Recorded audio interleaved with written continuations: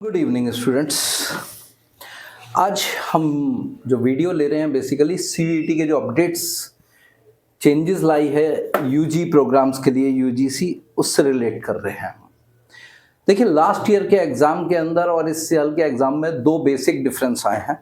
पहला तो चॉइसेस खत्म कर दिए, ऑप्शंस खत्म कर दिए हैं, और दूसरा आपके लिए एक थोड़ा सा ड्रॉबैक हो गया है, आपके पास सब्जेक्ट्स बहुत लिमिटेड हो गए हैं। लिमिटेड सब्जेक्ट होने का मतलब है आप केवल और केवल 5 सब्जेक्ट ले सकते हैं।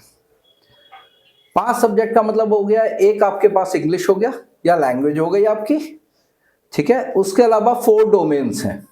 अगर आपने जीटी लेना है तो आपको एक डोमेन ड्रॉप करना पड़ेगा।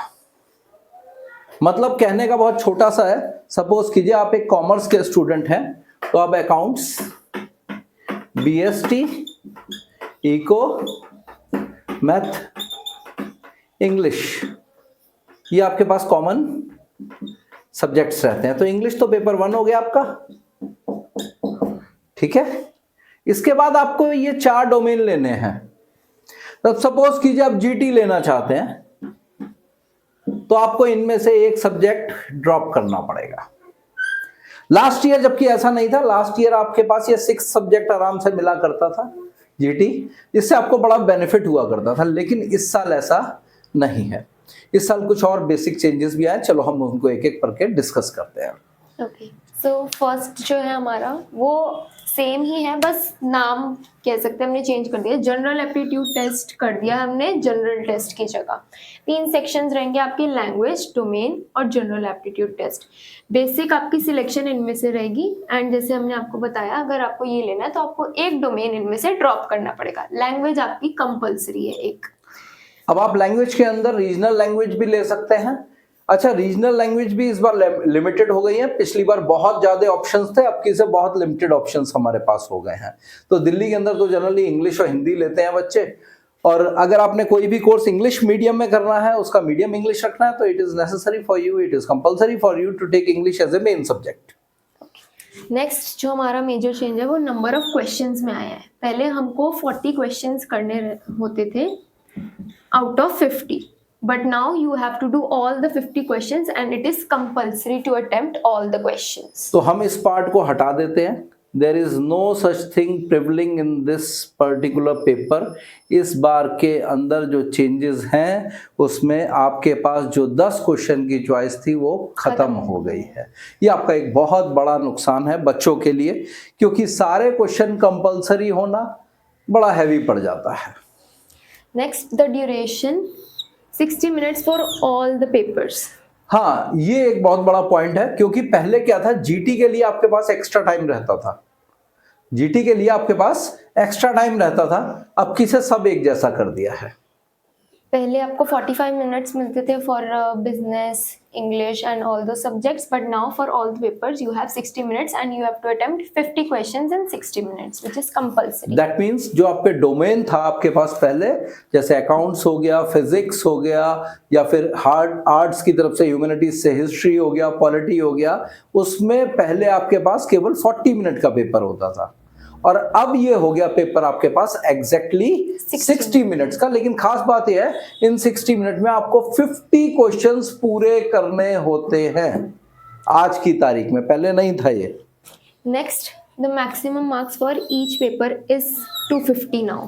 पहले सिर्फ जीटी के अलावा सब पेपर्स का जो मैक्सिमम मार्क्स थे वो 200 थे, but now it has become 250 for all the papers. यानी आपको एक चीज ध्यान रखनी है, आपको डोमेन जो इस समय आप पढ़ाई कर रहे हैं ना, प्री बोर्ड्स की तैयारी कर रहे हैं और बोर्ड्स की तैयारी कर रहे हैं, अगर आप डोमेन के लिए ढंग से तैयारी कर लें तो आपके पास सीधे सीधे 200 मार्क्स तैयार है। केवल 50 मार्क्स इंग्लिश के बचेंगे, rest of the 200 marks are from these 4 domains. ये ध्यान रखिएगा, सीबीएसई अगर आप ढंग से तैयार करेंगे तो आपको बहुत हेल्प मिलेगी। And you will be given 5 marks for each correct answer and 1 mark will be deducted for wrong answers. अब देखिए यहाँ बड़ा सिंपल सा चीज है, नेगेटिव मार्किंग जिसका कॉन्सेप्ट बोलते हैं। आप क्वेश्चन ड्रॉप कर देंगे तो आपका कोई डिडक्ट नहीं होगा, लेकिन अगर आपने क्वेश्चन गलत किया तो आपका -1 हो रहा है, ये ध्यान रखिएगा। यानी 20% माइनस जा रहा है, एक क्वेश्चन में 20% की नेगेटिव मार्किंग है। Next, the subject selection has been reduce to 37 subjects. पहले 63 सब्जेक्ट्स में से आप सिलेक्ट कर सकते थे, but now only you can select from the 37 subjects that are available. इसके बाद जो आप मैक्सिमम सब्जेक्ट सिलेक्शन कर सकते हैं वो आप सिर्फ 5 सब्जेक्ट्स की सिलेक्शन कर सकते हैं, जो कि हमारा पहला पॉइंट भी हमने आपको बताया। और इसमें आपका language, domains and if you want to opt for GT that will be included in these 5 subjects. अब देखिए, ये थोड़ा सा मैंने आपको जैसे बिल्कुल स्टार्टिंग में ही बताया कि ये पॉइंट एक कंसर्निंग पॉइंट है, क्योंकि कुछ एक कोर्स ऐसे हैं जिसमें जीटी बहुत वैल्यू रखता है, और जीटी की वजह से कुछ सब्जेक्ट्स ऐसे हैं जिन्हें आप ऑप्ट नहीं कर रहे सीबीएसई के अंदर, तो भी आप उन्हें ले लेते थे। जैसे एक कोर्स होता है बीएफआईए, उसमें किसी बच्चे पे मैथ नहीं थी जब, तो वो जीटी के थ्रू एंट्री कर लेता था, लेकिन अब उसके पास कोई चॉइस नहीं बची, अब उसे मैथ के साथ ही एंट्री मिलेगी। अगर उसने विदाउट मैथ एंट्री लेनी है तो उसके लिए बहुत टफ हो जाएगा, बहुत टफ हो जाएगा। क्यों? अगर वो विदाउट मैथ जाएगा तो वो बीकॉम ऑनर्स में नहीं जा पाएगा, क्योंकि बीकॉम ऑनर्स के लिए मैथ कंपलसरी है। मैथ्स या अकाउंट्स में से आपको एक ना एक डोमेन तो चाहिए ही चाहिए। अर्लियर हम पे दूसरा ऑप्शन होता था बीएफआईए में, हम बच जाते थे उससे, लेकिन अब किसे बचना पॉसिबल नहीं है। एक और आपका चेंज आया इसके अंदर, जिसमें आप 12th के अलावा जो सब्जेक्ट्स हैं वो भी ऑप्ट कर सकते हैं। वो इसलिए नहीं लिखा है, दैट इज बिकॉज कि आपके लिए वो नेसेसरी होता नहीं है, because you can do best in your subjects, but वो भी आप अब कर सकते हैं। अब आप एक्सक्लूड नहीं होंगे लास्ट मोमेंट पे अगर आप करते भी हैं सिलेक्ट। ऑल्सो अब सारे पेपर्स कंप्यूटर बेस्ड होंगे, पेन एंड पेपर बिल्कुल खत्म हो चुका है, every paper will be computer based. देखिए, छोटी छोटी सी चीजें हैं, कुछ बेसिक चेंजेस हैं। अगर इसके बाद एनटीए कुछ चेंज लाता है, ये यूजीसी की गाइडलाइंस है, मेक श्योर दैट ये गाइडलाइंस यूजीसी के, इससे पहले के एक वीडियो के अंदर भी कुछ हमने गाइडलाइंस दी थी, वो टेंटेटिव गाइडलाइंस आई थी जिसमें हमें बताया गया था कि 10 सब्जेक्ट आ रहे हैं।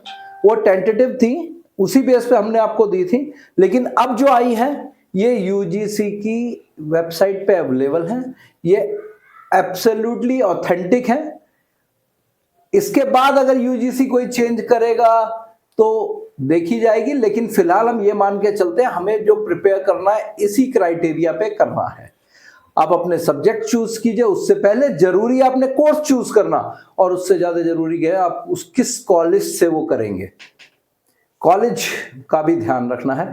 मेक श्योर आपके पास आपका गोल, आपका टारगेट सेट होना चाहिए। आप सोचें कि मैं बोर्ड के पेपर के बाद इसकी तैयारी करूंगा, तो मुझे नहीं लग रहा, क्योंकि जो गाइडलाइंस, जो टाइमलाइन इस बार यूजीसी लेके चल रहा है, सीबीएसई लेके चल रहा है, गवर्नमेंट लेके चल रही है, उसमें आपको 40 डे से ज्यादा नहीं मिलने वाले 12th के पेपर के बाद।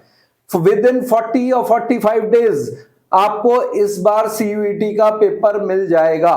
तो मेक श्योर दैट आप अपने इस टाइम को प्रॉपरली यूटिलाइज कीजिए, प्रॉपर गाइडेंस लीजिए और प्रॉपर तरीके से पढ़ाई शुरू कर दीजिए। इस वीडियो में इतना ही, आगे कोई अपडेट आती है तो हम आपको बताएंगे। Thank you.